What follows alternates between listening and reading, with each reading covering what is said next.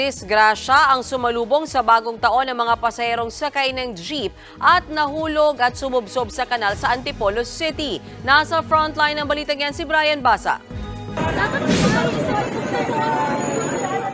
Nahulog sa creek ang pampasaherong jeep na ito sa barangay San Isidro, Antipolo City kaninang alas 2 ng hapon. Ang mga pasahero isa-isang tinulungang palabasin ng mga residente at dumaraang motorista. Ang lalaking ito napahiga na lang sa kalsada habang iniinda ang sakit ng dugoang kamay. Duguan din ang ilong ng isa pang lalaking ito habang yakap-yakap ang kanyang anak na kasama rin sa mga sakay ng nadisgrasyang jeep. 14 na pasahero ang sugatan, agad silang dinala sa ospital. Habang ligtas naman ang sanggol na ito at ang kanyang ina.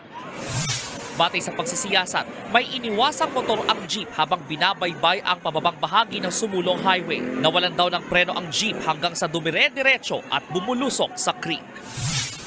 Sa halip daw po na yung motor ang mabangga niya, pinili po daw po niyang ikabig at sila po ay dumiretso dun sa kanal. Kasama namang nailigtas ang driver ng jeep. Itinanggi niyang nakainom siya. Alam ko kung nakainom, hindi rin naman daw po. Okay naman yung driver, meron lang po siyang contusion sa noo. At wala naman siya ibang malalang pinsala sa katawan. Patuloy ang investigasyon. Nagbabalita mula sa Frontline, Brian Basa, News 5. Mga kapatid, Ed Lingaw po, maging maalam at may pakialam sa mga napapanahong balita sa ating bansa.